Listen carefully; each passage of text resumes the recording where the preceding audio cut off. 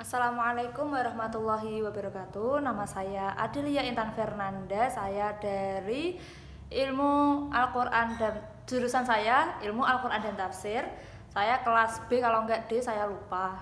Nah, judul skripsi saya yaitu resepsi Al-Quran terhadap dalam fenomena Resepsi Al-Quran dalam fenomena kepemimpinan perempuan di pesantren. Studi Living Quran, Quran Surat An-Nisa ayat 32 dan 34 di Pondok Pesantren Al-Falah Salatiga. Latar belakang saya menulis penelitian tersebut yaitu pesantren biasanya dipimpin oleh seorang laki-laki. Kemajuan pesantren tersebut lebih dilatar belakangi oleh bagaimana pemimpin tersebut. Perempuan sering dianggap subordinasi dari laki-laki. Perempuan dianggap lemah, perempuan dianggap tidak bisa menjadi pemimpin dan lain-lain. Sedangkan lelaki dianggap lebih kuat dan patut dan layak menjadi seorang pemimpin. Uniknya di Salatiga itu ada pondok pesantren Al-Falah Tarbiyatul Islam Al-Falah Salatiga, di mana di pondok pesantren tersebut dipimpin oleh seorang perempuan. Pondok pesantren tersebut di bawah kepemimpinan perempuan memiliki kemajuan yang sangat pesat, hingga sekarang memiliki beberapa sekolah formal di bawah kepemimpinan beliau. Cukup unik dan menarik dikarenakan perempuan yang dianggap lemah ternyata mampu menjadi pemimpin di kalangan pesantren. Maka timbul beberapa pertanyaan yang menjadikan rumusan masalah saya. Yang pertama yaitu bagaimana konsep kepemimpinan perempuan di pesantren. Yang kedua, bagaimana praktek kepemimpinan perempuan. Yang ketiga, bagaimana resepsi perempuan pengasuh pesantren terhadap Bagaimana resepsi pengasuh perempuan terhadap Quran Surat An-Nisa ayat 32 dan 34. Seperti itu. Lalu kajian pustaka. Kajian pustaka ada beberapa jurnal skripsi yang membahas mengenai kepemimpinan perempuan. Ada kepemimpinan perempuan di pesantren.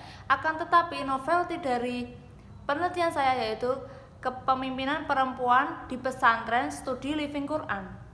Yang membedakan adalah studi Living Quran yang pertama, yang kedua adalah tidak ada teori yang sama ketika membahas kepemimpinan perempuan. Jikalau ada, maka studi kasusnya berbeda karena saya memakai studi Living Quran. Lalu objek yang saya teliti juga berbeda dan tempat penelitian saya juga berbeda. Jikalau sama, mungkin pembahasannya berbeda. Seperti itu. Yang terakhir, kajian pustaka latar belakang masalah.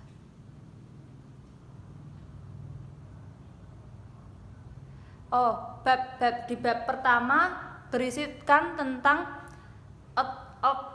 outline kita ya. Itu bab pertama itu membahas tentang proposal, isi proposal, ada latar belakang masalah, rumusan masalah, tinjauan pustaka, terus daftar tujuan pustaka ya, sama kerangka teori. Terus bab 2 saya membahas mengenai Living Quran yang pertama, yang kedua resepsi yang dari Ahmad Rafiq. Yang selanjutnya nomor 2 itu saya akan membahas kepemimpinan perempuan di pesantren. Sama yang ketiga membahas konsep Quran Surat An-Nisa ayat 32 dan 34 yang terkait dengan kepemimpinan. Di bab 3 saya akan analisa terhadap pondok pesantren. Di bab 3 saya akan berisikan seputar bagaimana pondok pesantren tersebut, bagaimana struktur organisasi, struktur kepengurusan di pondok pesantren tersebut, bagaimana kegiatan yang ada di pondok pesantren tersebut, bagaimana praktek kepemimpinan perempuan di pondok pesantren tersebut, dan lain-lain terkait pondok pesantren. Yang bab 1, 2, 3, 4, bab keempat, yaitu analisa saya terhadap resepsi pengasuh dalam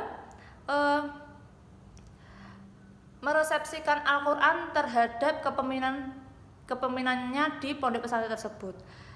Bagaimana sih resepsi dari pengasuh perempuan tersebut terhadap Quran surat An-Nisa ayat 32 dan 34. Lalu di bab 5 berisikan kesimpulan, saran dan kritik, lalu juga ada lampiran-lampiran yang terkait misalnya kayak surat izin penelitian, lalu laporan potret ketika saya wawancara, dan potret ketika perempuan menjadi pemimpin, misalnya memimpin suatu kegiatan. Lalu nanti ada penghargaan dari sertifikat piagam dan lain-lain, akan saya cantumkan di bab kelima. Sekian terkait proposal saya. Wabillahi taufiq wal hidayah. Bila ada salah itu dari saya, bila ada kebaikan itu dari Allah. Wassalamualaikum warahmatullahi wabarakatuh.